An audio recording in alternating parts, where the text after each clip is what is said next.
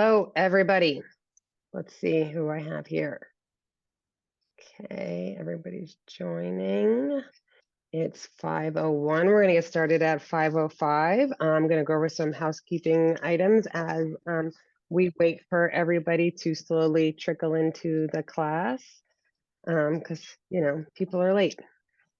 I'm Victoria Alexander. I'm the owner of Realty Collective, a boutique real estate firm I started 17 years ago to defy the stereotypes associated with real estate brokers in New York City.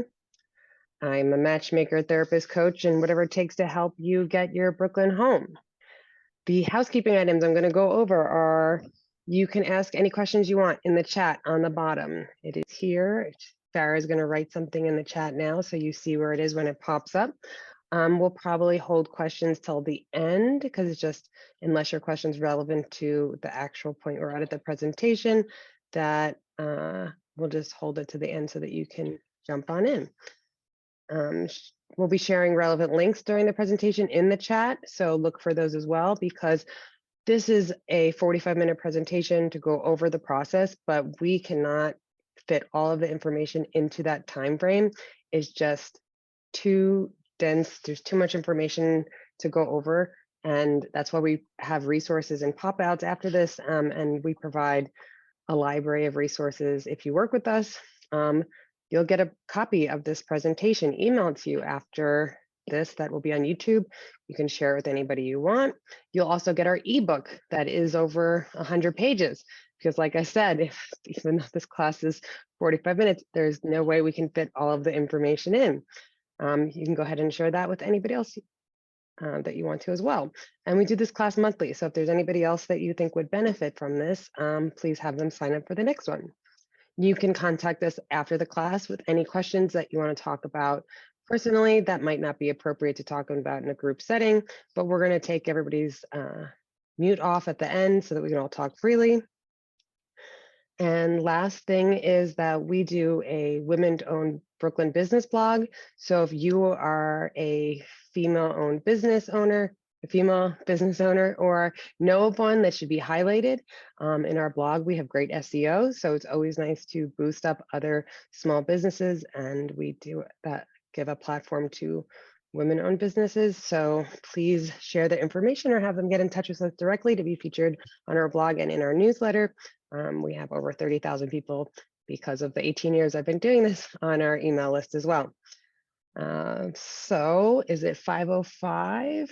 Oh, no, it's 5:04. I did that in under 5 minutes. I'm gonna try to talk slower. I do talk a little bit fast because there's just so much information. I am trying to fit it all in, but I'm gonna remind myself to slow down. So, and I'm going to introduce, there are 3 presenters here usually today on this presentation, a mortgage professional, a lawyer, and myself, your real estate broker that represents the buy side in this scenario. Rashida, our lawyer, is running late at a closing and she's going to join just a little bit late, but thankfully her part of the scenario starts a little bit later. The first call you always make is to Lisa, who's going to kick things off for financing, and then to me to get the search going. So those are the 3 people you need for your dream team.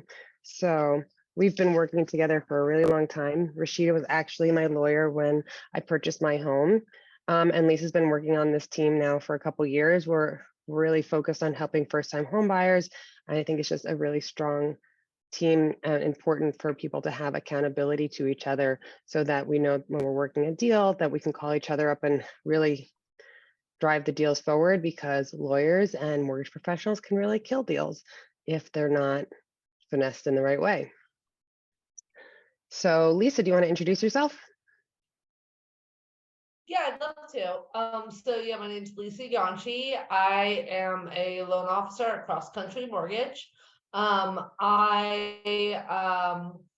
focus is first-time homebuyers.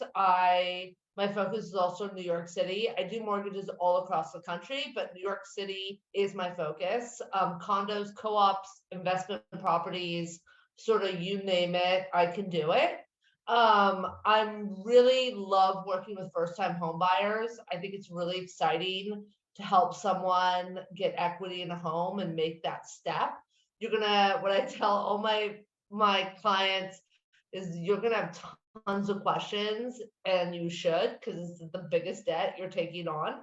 And it's important to know what you're getting into, and it's important to answer all those questions so that you're ready at the closing. And I'm excited to help, now to closing to help you figure out how to do that. Great. And when Rashida joins, I'll have her introduce herself as well. So let's start with what my role is. My role is to be your coach, your guidance counselor, your therapist, your sounding board on the emotional roller coaster of buying property. That is what I tell everybody. Be prepared for the ups and downs, the highs and lows of this experience. One of the most important things to know that when you're using a buyer's broker, which is very important for first-time home buyers, is that there is no cost to you, that sellers are paying the commission to both brokers on both sides of the deal. So it is in your best interest to find and select somebody you like working with, that becomes recommended to you and you feel comfortable speaking with them, and that they're going to guide you through the market and through your experience in the way that you're going to feel most comfortable.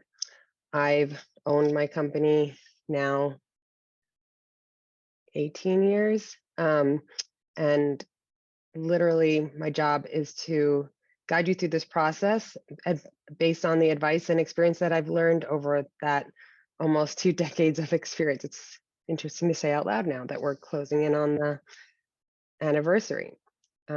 So my job is to help you matchmake you with your dream property, to figure out what you're going to sacrifice and what you're not willing to sacrifice, and how to get you to the closing table.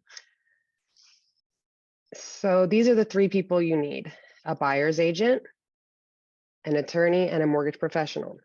Having a buyer's agent is super important because they have a fiduciary responsibility to you. When you walk in the door to a property and there is a real estate broker there, they are representing the seller and the best interest of the seller. They will try to get the most amount of money and the best deal for the seller. They have no obligation to you. You are not their customer or their client. So you want to interview these people, your 3 dream teams: your lawyer, your mortgage professional, and your real estate broker. You want to interview them and feel like this is the person I'm selecting and choosing to work with.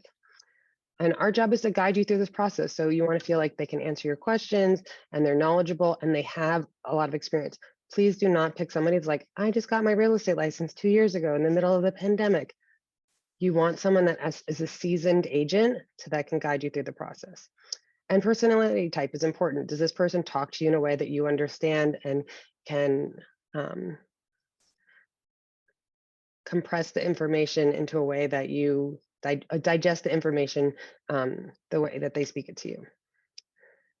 And pick advisors that have long-term industry relationships. Has this person been working in the industry long enough that they know all the brokers, that they know all the lawyers, that they know all the other mortgage professionals?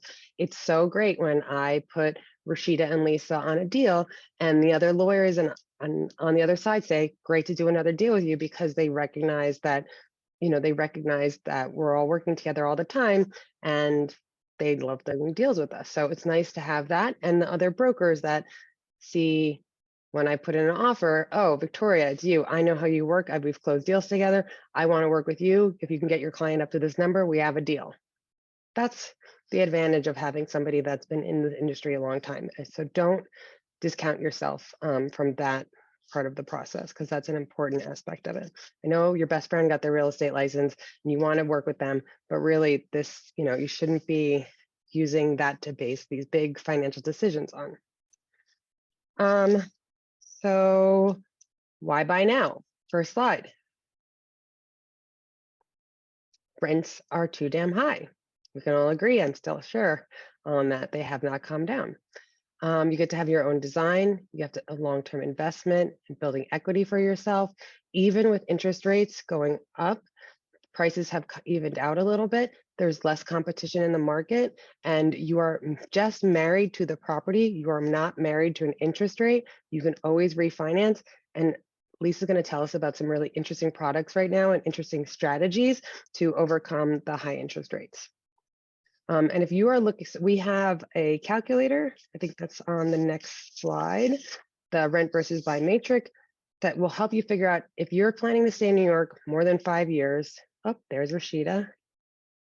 Um, that it's probably in your best interest to buy because you are paying somebody's mortgage, whether or not it's your own or your landlord's. So just remember every month when you're writing that check for your rent, that could be equity that you're building in yourself, especially if you plan on staying in New York City. Hi, Rashida. Nope, maybe not there. So what we have is the red versus buy matrix, and you can plug some numbers into seeing if that buying is right for you. The New York Times made this calculator. It's not our product, but that plugging in your rent right now, so if you're in a rent stabilized apartment, sometimes it won't make sense. There are people that have come out of this calculator and said, the rent is too good for us to actually make a move. So figure out that now by doing this, using this link that Farah put in the chat. And if Rashida is there, I'm going to let her introduce herself. Hi, everyone. Thank you. Can you hear me? Sorry for being Yes, late. yes, we can. Thank you. Just finishing up a closing because that's what I do. My name is Rashida Sadiq. I am a real estate attorney. I have been practicing real estate law going on 20 years now. I represent both buyers and sellers of co-ops, condos, houses, commercial properties in the New York area and also in New Jersey, northern New Jersey, also Long Island as well. Office is located downtown Brooklyn. And as I said, I just actually wrapped up a closing with a first-time purchaser that just completed her closing on a condo. So I look forward to giving you guys, some insights on the process, what you should be looking out for your attorney, and also just get into the closing table. Thank you. Great. Thanks so much for making it here. And we all understand what it's like to be in a long closing, at least from Lisa and I's aspect.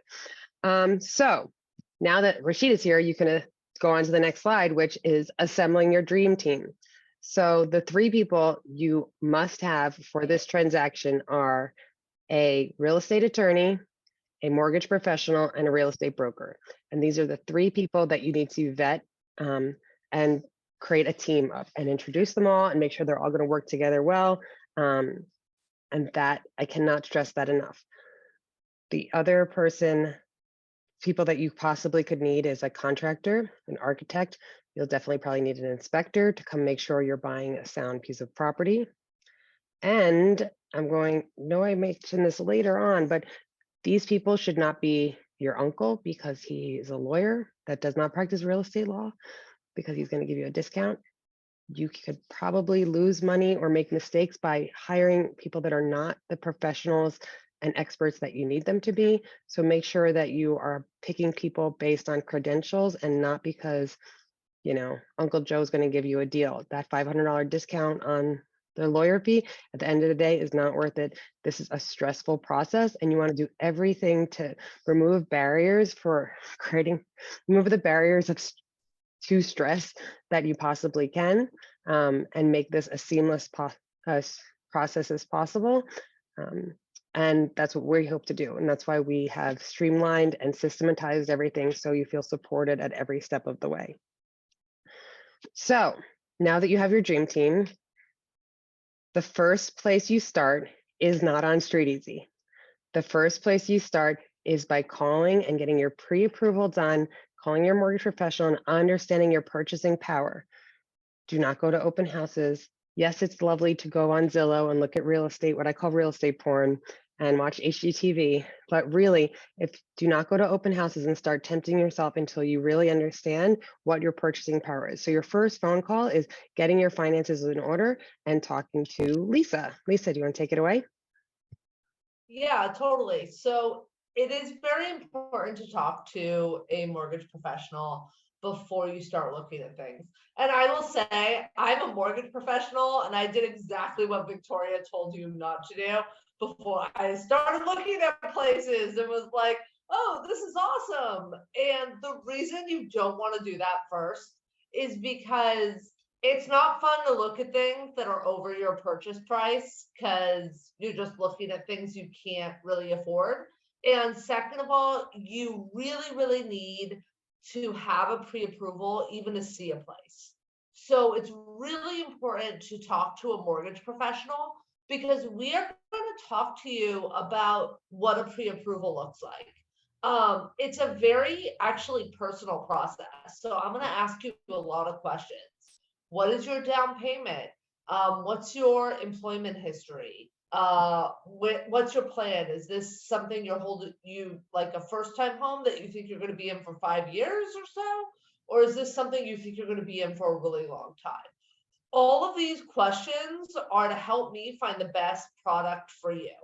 And I think where me and my team, one of the ways me and my team really stand out is that I have a whole bunch of products, like over 100. So I can find the right product for you rather than fitting you into my 130-year or ARM product. Few things. So I will be running your credit because it's really important to get a pre-approval to see your credit score and your credit history. This is a huge part of getting pre-approved. Someone just asked a question, what do you mean by product? So there are a bunch of different products that are available for a mortgage. And by product, I mean various loan features. So 30-year loans, ARM loans, FHA loans, various different investors that have different rules. So that's what I mean by products in terms of finding the right mortgage for you based on what you're buying. If you're self-employed, a lot of self-employed people think they can't get pre-approved for a mortgage. 100% you can. It's really important if you haven't filed your 2022 taxes yet for me to see them before you file them. So definitely if you think you're going to buy in the next year, talk to me and let me see a draft of your returns before you file. Typically, standard rules are to use self-employed income. You need to be self-employed for at least 2 years. That doesn't mean you can't have W-2 income as well, but if your sole income is self-employed income, that's just a rule you need to know about. In terms of down payment, there are a lot of different options. You can do 20% down, which is the standard that's typical for co-ops, for example. You can do 10% down. You can do as little as 3.5% down if you go FHA. So there's a whole bunch of different options. There's also a special New York State first-time home buyers program, which allows down payment assistance, which means up to 3% of the purchase price to help with the down payment and closing costs if you fit within the income restrictions. So these are all things we'll talk about to figure out the right program for you.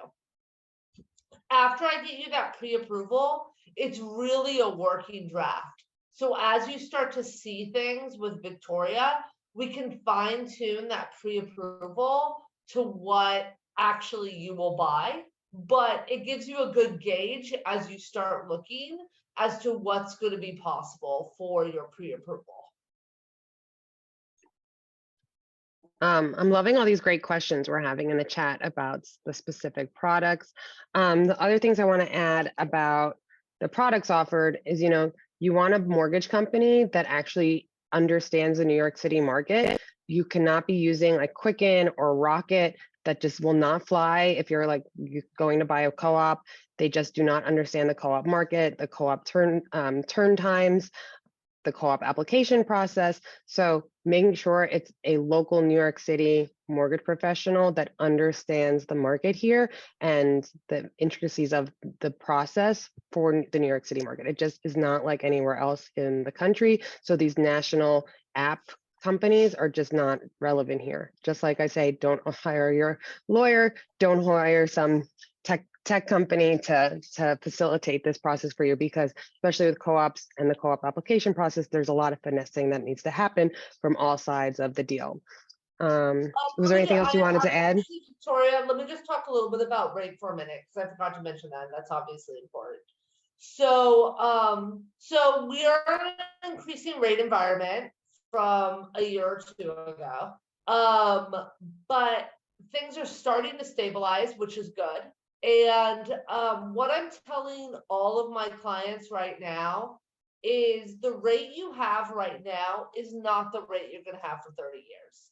It's probably not even the rate you're going to have for 2.5 years, because this is the rate to get you the property, to get you an accepted offer and close.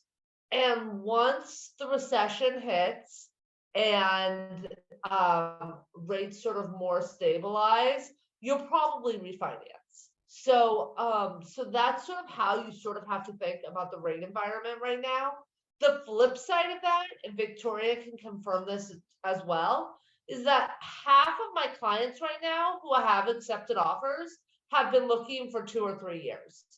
And they always got outbid. And when rates were really low and everyone was looking to buy, they just couldn't get their foot in the door. And now they're actually getting a really good deal on a place and getting an accepted offer. And so the rate is what it is. They get into closing and then they realize that, this is maybe going to be my rate for a year or two.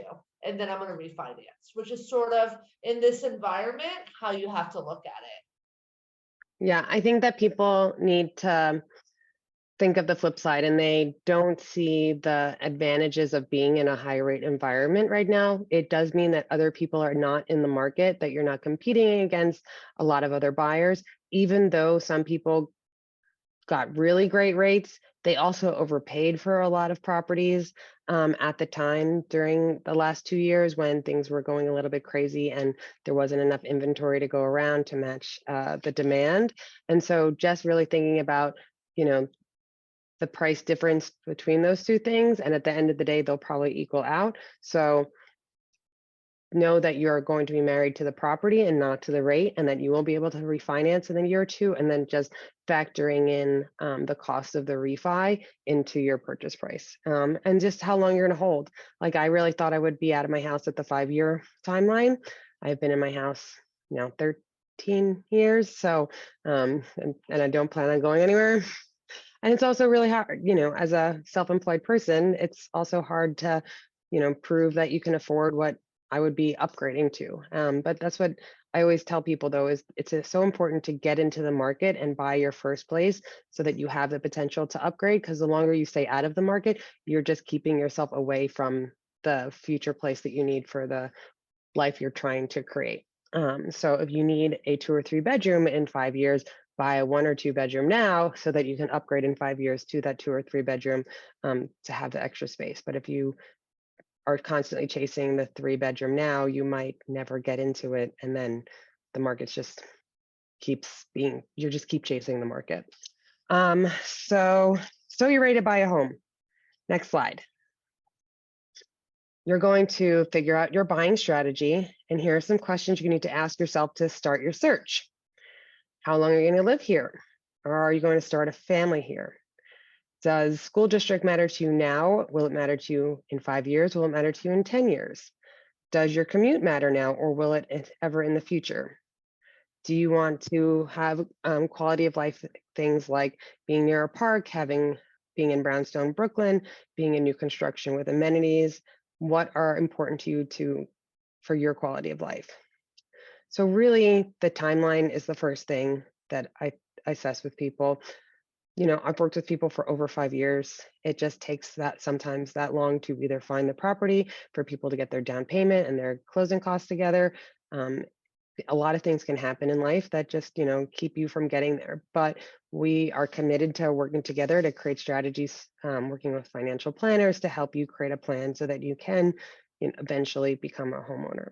And then thinking about budget, how much do you want to spend, and how much do you want after you close in your bank account, and what do you want your monthly expenses to be? That's a really important piece of the puzzle to understand, because co-ops can be a lot cheaper to purchase, but the co-op fees can be a lot higher on a monthly basis. So You could spend more and buy a condo and pay $500 in condo fees, or buy a co-op that's, 300,000, but then it's $1,000 a month in co-op fees, and then the tax strategies around that. So really talking through these different scenarios and understanding what they mean long-term for your budget.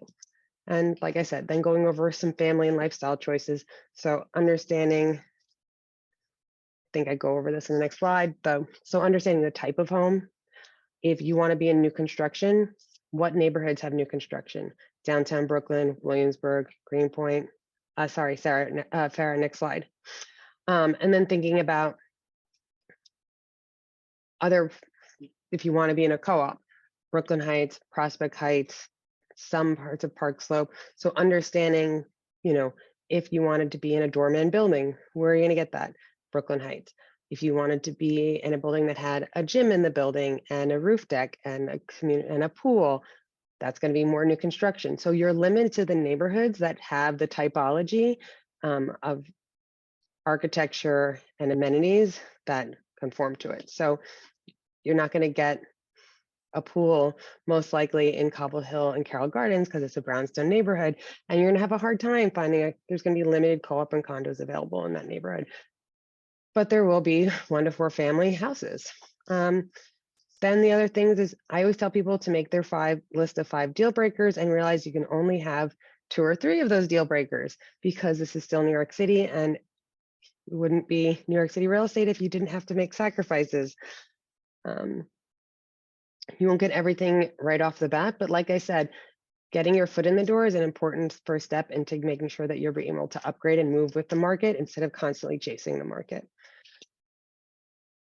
Then understanding your closing costs. Co-ops are about 1 to 3% for closing costs and 3 to 5% for condos, and new construction have their own set of fees that are associated, like transfer taxes. And depending on what part of the market you're in, like now is a great time to be buying new construction because you have leverage to not pay that transfer tax, which a lot of people were paying over the last 2 years, along with their low interest rates and high purchase price. They weren't able to negotiate not paying for transfer taxes and some of the other fees that condo developers try to push on buyers, like their lawyer fee and other fees that you just would be surprised at, but it's totally normal. And sellers also have closing costs, and they're usually about 8%. So take that into account when you're calculating what your break-even horizon is and for when you're going to be able to sell in the future. Okay, now where do you find these homes? So next slide. The internet has changed everything.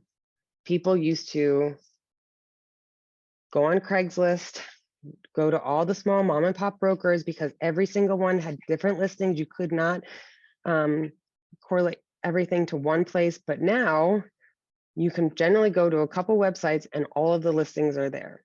Brokers are part of something called REBNY, which is the Real Estate Board of New York, which makes everything transparent. So Corcoran, Compass, Brown Harris Stevens, Realty Collective, we all are members of REBNY. So any listing that Compass has, they have to show my clients because we have something called the Universal Co-broker Agreement, because we all work together to create transparency in the industry, because we all know that real estate brokers have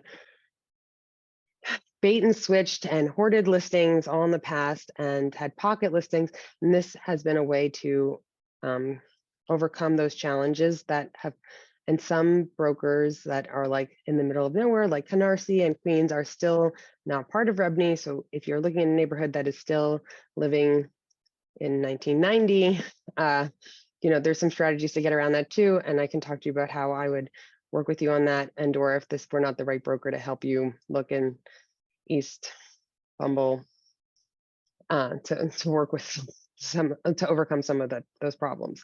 And then, so you're looking on StreetEasy. StreetEasy is owned by Zillow. Then there's Trulia, Realtor.com. I think that StreetEasy has the most clean, user-friendly data. We give you access to our back-end data that we get through all of the brokers. So you're getting the public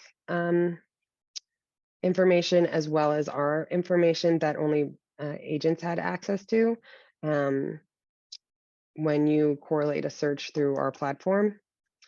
So the days are over for those off-market listings. There are strategies to, if you wanted to be like, I only want to live at 206 Lincoln, that I'm in love with that building, how you can we can find somebody that maybe possibly wants to sell there now or in the future, if that's how you, if that's like, you know, the only place you want to live. But they're usually, it's very rare that these days are off-market listings. So we're going to aggregate all the results for you on our database. And keep in mind when you're looking at listings online that you see the seller's and agent information or somebody's information that has paid to be there. So if you see a listing at 206 Lincoln, I'm just using that because I have a listing there. It's about to, contracts are about to be signed. That, and there's an agent's name on it. It could be the seller, the broker, who that would be me in this case, like I'm to represent 206 Lincoln and my information should be on there on StreetEasy, or somebody has paid another agent to get leads and listings by putting their name on that listing. So they are trying to get unsuspecting buyers to work with them and then convince them that, you know, to work with them. I would say do not let the internet and paid advertising pick who you want to work with. You should be definitely vetting who your buyer's agent is and making sure that you feel comfortable working with them, that you check their track record, their Google reviews, and that you're not letting paid advertising pick who you're, because Zillow is very, and StreetEasy are very deceptive in that way. So just know what you're clicking on when you reach out to those brokers. And that's why you work with a buyer's agent who they reach out to all the brokers for you. So you don't have to do any of the scheduling or anything. That's part of like making this process easy for you as they set up the schedule, they set up a Google, like we set up a Google Calendar, and you just say, Saturday and Sunday, here's where you're going. Here's how much time it's going to take to get every place. And I'll be with you all Saturday. I won't be there Sunday. So, and again, if you do talk to the seller agent, the seller agent represents the seller and their fiduciary responsibilities, not you. You want somebody that's working for your best interests and can end up losing money, more money than you save by skirting around things. I went over all of this and working with you to develop your competitive offer strategy. So making an offer and negotiating. I think that Farah's going to put the condo versus co-op personality quiz in the chat so you can understand what the difference is and figure out what would work for you. Oops, she already did that. Look on it. Okay, next slide. Making an offer and negotiating. Okay, so it is so important that when you go out and look at property, the first day you have your pre-approval letter, that you have filled out all the documents I have told you to fill out, which is your offer form, which is getting a draft of a cover letter together, and having your pre-approval from Lisa, and your revenue submit offer form. So those are the things that you really should have done, because if you go and see 10 properties and you fall in love with one of them and you want to put in an offer and 5 other people are at the open house also, you want to be the first offer in. There's a psychology to being the first offer in. Sellers feel an obligation somehow, especially if it's a very competitive offer, to the first offer in. They feel obligated, and sometimes you can play to their heartstrings about, oh, this is us 10 years ago, or, you know, figure out a strategy that's going to make sure that they pick you. But being first is part of that strategy. So one of the main resources that working with a buyer's agent provides is the relationship and knowledge of other agents, and repeat deals together, and understanding the seller's agent strategy and temperament can give you a real competitive edge as well. So especially in a hot market, the seller agent wants confidence in a deal, and making sure that there's other agents that are confident, and with buyers that are confident can help you win the bid as well. For example, I've worked in Brooklyn for 18 years now, which means I know a lot of the other agents. And you want to work on your negotiation strategy. Work with your agent to create a strategy that you feel comfortable with and that leaves room for you to change things as you go. Don't be like, if you feel like you need to go all in because this is the property, understand, you know, what you feel like your best and final would really be, and how far you feel like you could be really pushed. So understanding the pros and cons of every step of the negotiation strategy. If your offer is accepted, and hopefully it is, then you the agents prepare something called a deal sheet, and those get sent out to the lawyer. Um, and contract terms are different from deal terms. When you might be winning a bidding war and your offer above asking. So you need to understand if your offer is contingent on financing, contingent on an inspection, what happens at the inspection, and is it an as-is sale? I'm going to pass to Rashida and then Lisa to talk about, now that you have an accepted offer, what are the steps to getting into contract? Okay, so yeah, so as Victoria had just mentioned, you've basically, the deal sheet has been sent out. They've negotiated the preliminary terms. The deal sheet is sent out over to the attorneys for both the seller and the purchaser. The seller's attorney will prepare the draft contract. As a purchaser's attorney, what I'm reviewing is making sure that the terms per the deal sheet, per the contract, are what that you understand them and agree to. So some of the contingencies that you will see in a standard contract is if you're getting a mortgage, there's going to be a mortgage contingency. If it's a co-op, there's also going to be a co-op approval contingency. If it's a house or a condo, there's also going to be, you have to get good title to the property, which means that there's no issues on the ownership and the history of the property. Prior to you going into contract, and after the deal sheet is sent out, during the time period while your attorney is reviewing and making comments to the contract, you want to do an inspection.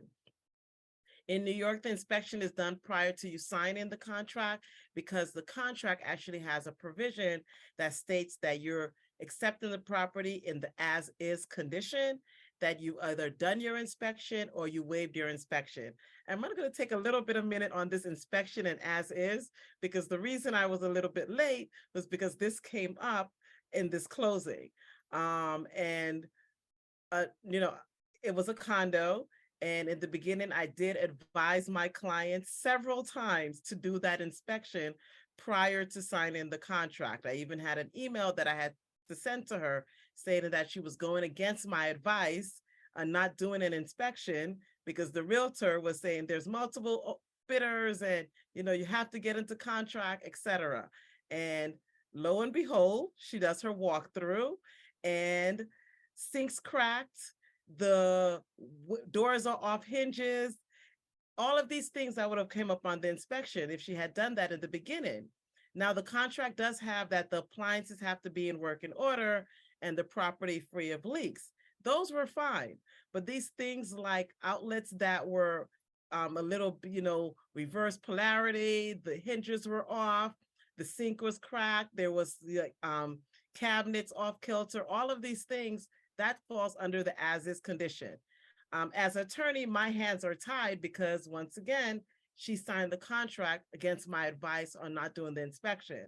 Now, I still was able to manage to get her credit because I, knew the other attorney and still was able to get some stuff, but I was coming in at less of a negotiation because, once again, she didn't do that inspection in the beginning of the process. So doing that inspection prior to you signing the contract is extremely important, whether it's a co-op, whether it's a condo, whether it's a house, because that tells you the items that may or may not be of big issues to you.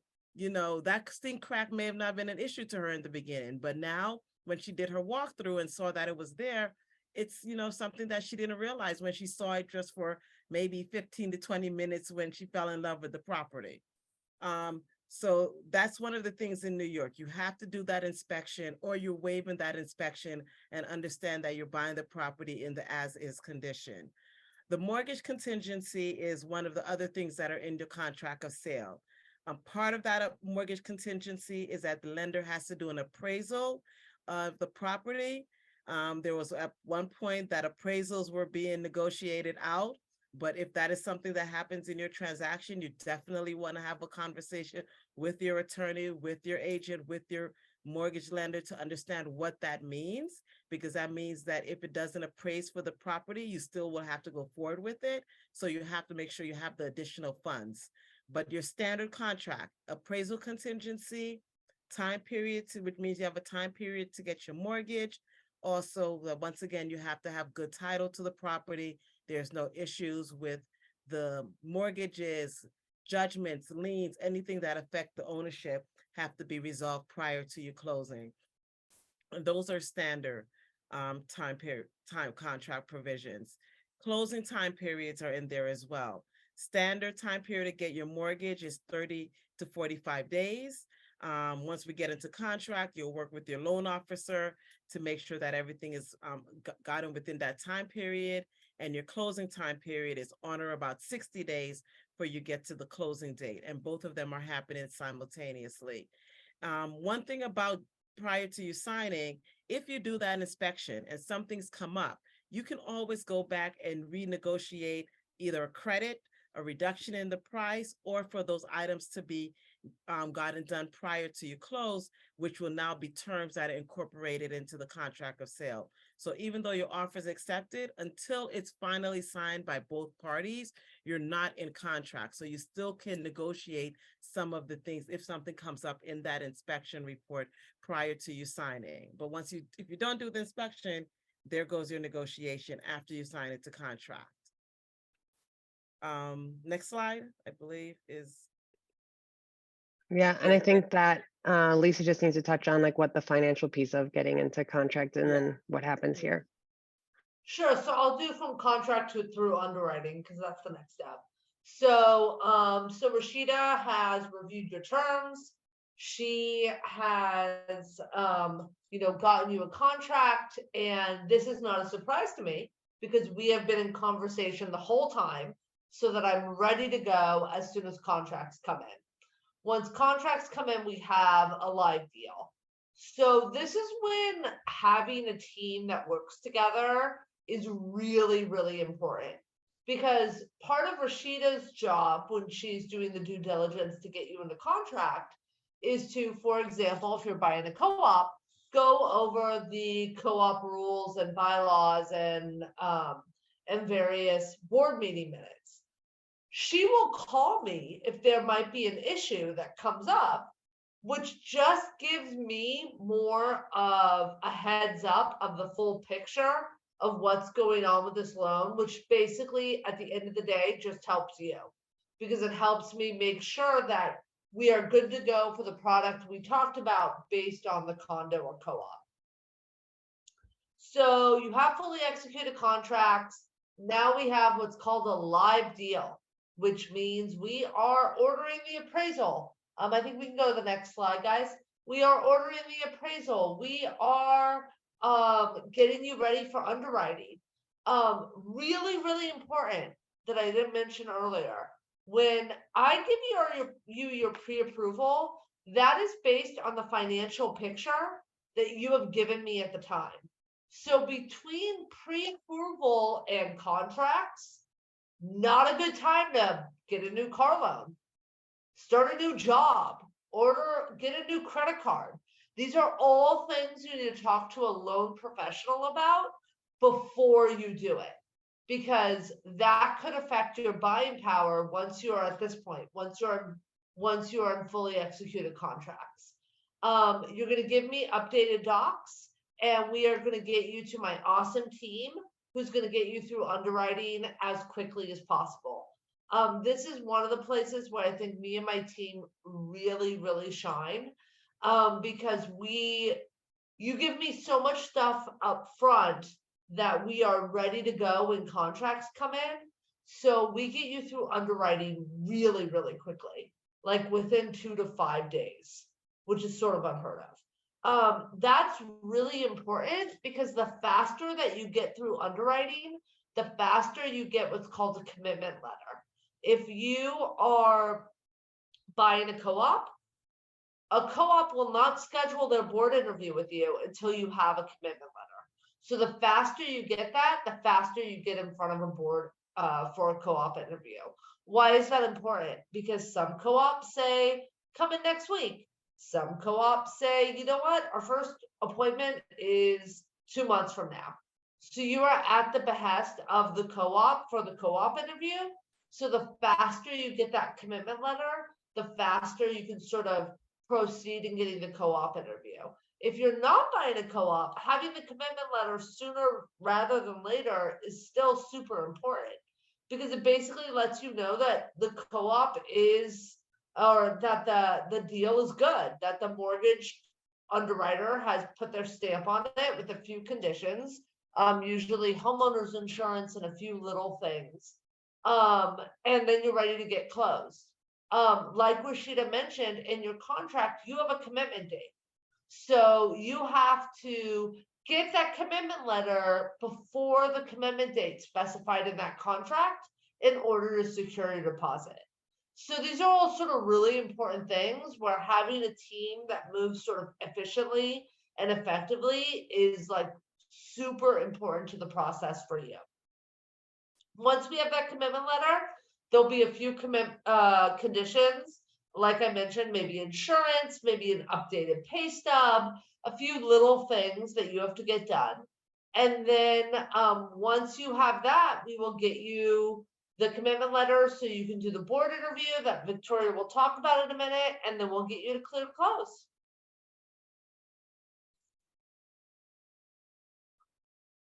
I think Rashida, it's back to you, and then I can talk about the other stuff. Yeah. Getting into contract. Yeah, so once we you got it into contract, so part of getting you into contract, as Lisa had mentioned, is your attorney, if you're buying a co-op or a condo, does their due diligence, which is reviewing the co-op documents, which is the offering plan, the financials, the board meeting minutes, because once the bank also, once you get into contract, the bank has to, within that 30 to 45 days, issue you that commitment.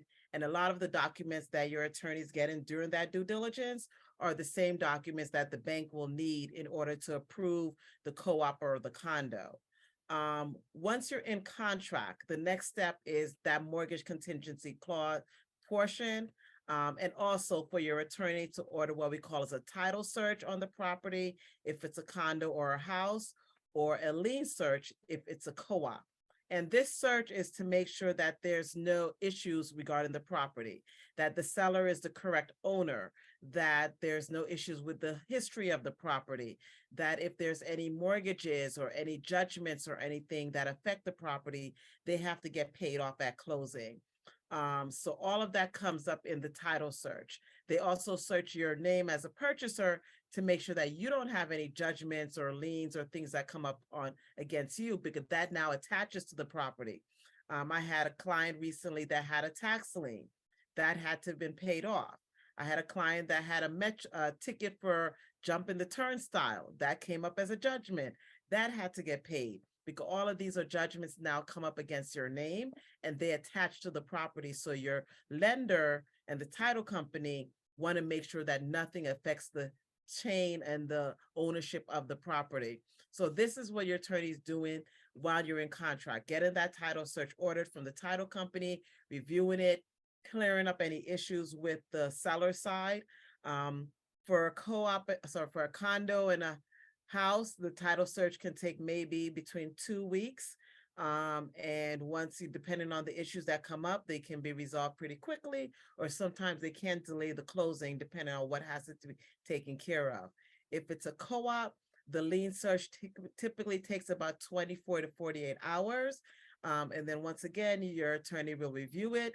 And if there's any mortgages or anything that has to be cleared up, the attorney will work with the seller side to get the documents that are needed for the closing. So while you're getting your mortgage commitment, these things are happening behind the scenes within that 30 to 45 days that you get your commitment, because your bank also wants to make sure that there's no issues with the title to the property. After you get your commitment, if you're buying a co-op, the next process is submitting your board application, which your contract typically says it has to be submitted within 5 business days after your commitment is issued. And that's when your realtor will be assisting you with that. If you're buying a condo, typically also most of the condos these days also have an application. Even though they don't have a right to not approve you, they do have to issue a document which we call as a right of first refusal waiver, and we need that application to be submitted for them to do that. If it's a house, you don't have any approval process. So once you get that title report and your commitment letter, it's just about getting the bank clearance to close. So Victoria can speak a little bit more on the application, which your realtor will help you put together, whether it's a co-op or a condo, in order to get the board approval for the co-op and in order to get the waiver if it's a condominium. Okay, so the heavy lifting is really happening now that we've found the property and negotiated your price and gotten the deal sheets out by your mortgage professional and your attorney. But if you're buying a co-op, I'm working with you, your buyer's broker, to create you a beautiful board package, an application to prep you for your board interview and get you approved. That is a very important step of the co-op process, because at any point they can kill your deal. Up until this point, you've spent money on lawyers, on inspectors, you've spent all this time and energy, and you've been on the emotional roller coaster of this purchase process, and they can say after the interview, nope, we're not accepting you for whatever reason.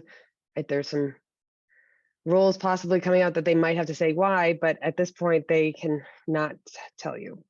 So Lisa's doing her due diligence and talking and making sure the turn times are really fast. It's super important that she has all of the paperwork. If I'm going to tell you, the first thing to do before we start working on your board package is to make sure Lisa has everything she needs, because we cannot submit the board package without your commitment letter. So you need to make sure she has everything so that then we can work on the board package. So the commitment letter comes in and then we can hit send. And you do that within my office. Farah and I have a great team and system to make sure this is done seamlessly. And you're talking to Lisa also about when is the right time to lock your rate, and Rashid is doing the title search and all the other things she talked about. So after that whole process, then we're going to the closing table after we're in contract now. So we've done your inspection. I've given you a list of inspectors, and we do that before the contract signing. And any issues that come up then, like Rashida talked about, which her deal that she had today, we're going to negotiate that they are taken care of or that we get a credit for, but that anything that we want to address then is done, so that when we do the final walkthrough, which happens 24 to 48 hours before the closing, we can see that, hey, that refrigerator that was broken, that still has not been taken care of. That window is broken, that has still not been taken care of. Or, hey, there's a new issue. There's a leak in the ceiling. That wasn't there last time. It's not on the inspection report. It's a brand new issue. We need to have that addressed before closing, or a credit. We'll negotiate, and we have the leverage now at this point to figure out what the solution is, because we're 2 days away from closing. So hopefully nothing comes up at the final walkthrough, but I have a checklist, and we'll have the items that we negotiate ahead of time laid out. And then we go to the closing table. And I'm going to let Rashida and Lisa talk about what happens at the closing table, besides getting your keys and your wrist hurting from signing lots of documents. Rashida, I'll just go for a second and then you can take over. So we get the clear to close, which is a very exciting moment, because it's like, boom, we're there. And then Rashida and her team work to get the closing scheduled. Super, super important. There are a few things between when you start the application process and where you end that, just giving you my insight from doing this for a while, are really important. Like I mentioned before, you don't want to change jobs. You don't want to open credit cards. You don't want to get new debt without at least talking to me before you do so. Other thing, you don't want to schedule movers until you have a secured closing date. It is just really important for you that you don't add on more anxiety than necessary. And the fact is, as Rashida will talk about in a minute, scheduling the closing date is a little bit of a dance from a whole bunch of parties. Once you have the clear to close and we have the closing date scheduled, then on our end, we're ready to go. You're going to sign documents that basically you've seen a bunch of times, that you've done e-sign, but now you're going to actually physically sign them. And Rashida's going to explain to you everything that you're signing so that you understand that. And then on the bank's end, you own the house, you have the keys, you're ready to go. And Rashida, maybe you can talk a little bit more about the scheduling and about closing day. Mhm. So yeah, so you've gotten, you submitted your application to the board, you've been approved by the board. The bank has now issued what we, as Lisa had mentioned, is what we officially say the clearance to close. So first I'll talk about it from a co-op standpoint. Once you get those two things, the board approval from the co-op and the clearance to close, then we, as your attorney, purchaser's attorney, is normally the one that starts with coordinating the closing with the different parties. Most co-ops require at minimum 7 business days. Sometimes they say 5 to 10 business days in order for you to schedule a closing after you have gotten that approval and that clearance to close. I know people are like, let's close the next day. I got my interview approved yesterday. No, typically it takes 5 to 10 business days. So another 2 weeks before you can actually get to that closing table. And that's because documents have to be signed by members on the co-op board. There's disclosures that have to be sent out, and physically paperwork that has to be transported from one party to another party. Real estate is very paperwork intense and paperwork intensive and in person. So that's why, especially for a co-op, it can take up to 2 weeks for you to get to a closing table. Your attorney will work with you with your scheduling with the parties. There's probably about 7 to 10 different parties that are involved in scheduling a closing for a co-op. Especially if the seller also has a mortgage that they're paying off. So that's why it can take about 10 days for a co-op. If it's a house or a condo, time period may be a lot less because you don't have to worry about this third entity and getting documents signed by the co-op board. So it can take anywhere between at minimum 5 business days because seller side has to get payoffs. We have to do adjustments, disclosures have to be sent out, and we have to also work with the bank attorney who represents the bank at the closing, and they have to get certain documents out that they need to get from the lender. So as you can imagine, it's a bit of a juggling act. Your attorney is the one that's going to be coordinating this with you. I normally tell my clients, give me the dates that they're not available, and then I can work around it with all the parties, because there's many times when I think I finally got everyone on the same page and on the same time, and that there's that last one person, and we have to start that circle again. But the closing, once we get everyone scheduled, a confirmation gets sent out to all the parties. Your attorney will then work with you on letting you know what your final numbers are, what bank checks you have to bring to the closing, and prepare you for the closing as well. Closing is typically about an hour to an hour and a half, hopefully, if everyone does what they're supposed to do. But typically I would say you're looking at, 1 to 2 hours for your closing. Yes, they can go a little bit longer. And even this closing that I had, it started at 3 o'clock. So even with the misstep, it still was within the 2-hour time period. But as I said, your attorney will coordinate to get you for that closing, and you get the keys on the day of the closing. So you can move right after the closing. Now with a co-op and a condo, depending on the building, you may have to schedule with the management company and with the super. So you want to take that into consideration. But with a house, you get your keys, you can go directly over to your house. With a co-op and a condo, they said you may be a little bit coordinating with move-in policies of the buildings, but you do get the keys at the closing. Closings are, once again, most times you're doing bank checks. So, and you have to get checkbooks. The worst case, sometimes you can wire funds to your attorney. Not all attorneys like to do wires. So very important to always have that discussion with your attorney, because wiring, unfortunately, in real estate is becoming very fraud intensive.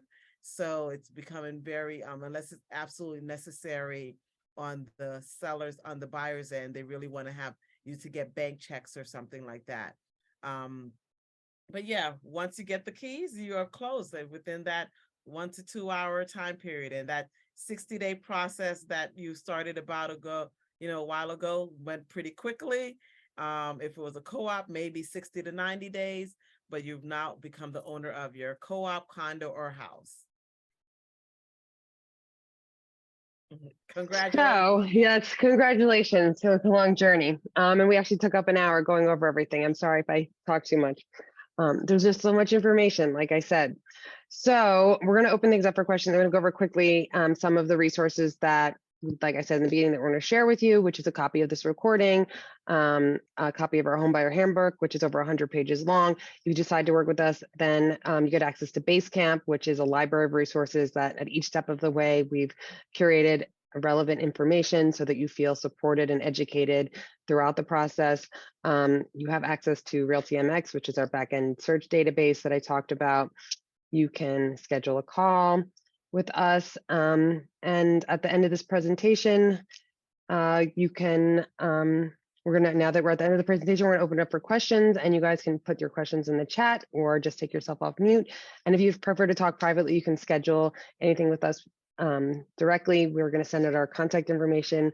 And like I said, you can share any of the resources that we have with anybody else that you know, so that they're getting educated about the process as well. And the two things that Lisa and Rashida did not go over, which is to never schedule your movers until you know that you're definitely closing, like on the day of. You can schedule for the next day. Do not schedule for the day of your closing. That always backfires. And to like not go crazy shopping. People forget that your credit is tied to your mortgage. And if you all of a sudden start going furniture shopping before you've closed and you rack up like $20,000, $30,000 in credit card charges for buying new furniture like App Deco or wherever you want to go, that's going to possibly affect your credit. And so you don't want to do anything to affect your credit before you close on your mortgage. You can quit your job the day after, but nothing before. So if there's any questions, you're very welcome, Diana, and Megan. Great that you guys thought it was informative. I'm going to see if there's any other questions, and we'll take those. And like I said, we'll send out all these other resources and send a link to scheduled chat time with us. Any questions before we all sign off and go? Great. I'm glad you thought it was helpful.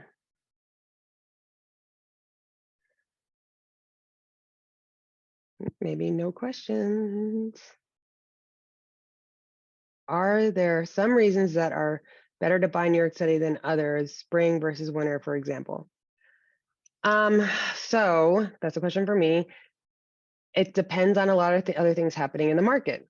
Like right now, because it is winter, there's very low inventory. That means that you're not having, a lot of options for purchasing right now. Though a lot of sellers are waiting for the springtime to come, because who wants to go out in the snow today and look at properties? Yeah, we were all working other boroughs, Allie. So, there are benefits to looking in the winter. There's less competition, but there's less inventory. So it just depends on if you're looking for a needle in a haystack. Is it going to come up when there's less people listing, or if you're listing for something more generic? So I think it really depends on the property type you're looking for. So we should talk more about like what you're looking to purchase and what neighborhood, so that we can kind of narrow down, like, are you looking for a product that's easily available throughout the year, or if it's just something that like would more be seasonal, like hard to find. Like used to be really hard to find 1 to 4 families in Red Hook. There's a ton of them on the market right now. That was a rarity back, 8 years ago. The market's definitely changed, and a lot more inventory and things have been built here. We are thinking of purchasing a multi-generational home. The family with kids is the new home buyer. The older people are well established and retired. How complicated this type of home purchase?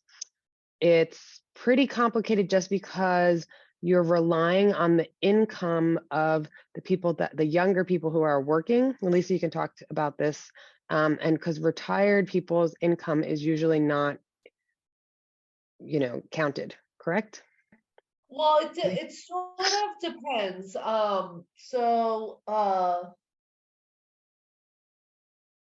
So that could work. I think it depends on if this is a 2-unit or more, and also what the income is of the younger people, and also the Social Security retirement of the older people. So I think that it's definitely a possibility. I think really you need to reach out to me privately so we can have a conversation about the details. But that happens all the time with buying a multi-generational home in the situation you're talking about. I think we just sort of need to go through the specific details of the transaction. I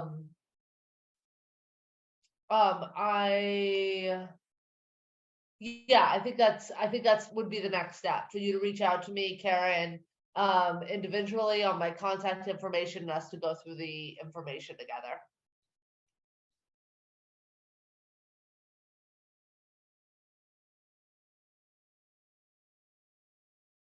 Victoria, you're muted. I didn't say anything. I was typing to Oh. her about just calling the, would inspection still be worth doing? 100%. You should 100% still do an inspection. Rashida is going to still tell you to do an inspection. Even if you're buying from the seller directly, you want an inspection. Do not make the mistake of not doing an inspection. It's really, really important. The inspection. Yeah. So just to one last thing before I head out. So the difference between an inspection and an appraisal is for the bank. That is the bank making sure that this property is of the value that we made the loan work for. The inspection is for you, like everything Rashida talked about. So, unless it's a very unique situation, you always want to do an inspection because that's protecting the purchase you're making. The appraisal, again, is for the bank. It's not for you. So that's like a very important, I think, distinction that, again, whether you use realtor or not, 100% you want an inspection because that's just protecting, the value of what you're buying. Yeah, and I would say, I mean, I have clients that have purchased properties that they're actually living in as well from the owner. And also it was just more of them. They did an inspection. It was just so that they have an understanding like, okay, yes, I know this appliance is kind of quirky because obviously I use the appliance, but really what's going on with the electrical behind the scenes or things like that. So you have a better understanding overall of what your budget may be if you decide that you're going to need to, upgrade this certain items and things like that. And an inspection typically, I would say for a co-op is what, maybe $500 or between $500 to $700. I think it's definitely worth it just as a peace of mind, even if you live in the property. Because something that, as a renter, it may not be a bigger deal, but as an owner, now it becomes, hey, now this is my responsibility to fix it, have to take care of this issue once I become the owner of it as well. Okay, any other questions? Okay, great. If there is anything, go ahead and say now, we're forever hold your peace. Okay, thank you guys, everybody, so much. It's always so great to have these classes and help you guys understand the process and give you an overview and then share all our resources with you. I would love to work with you in the future if we think that this is a good match. And please call Lisa or Rashida or I to talk about anything. We're always here to help and want to be an asset and resource for you. Thank you all so much. Thank you guys so much. Thank you. Have a good night. Thank you. Bye.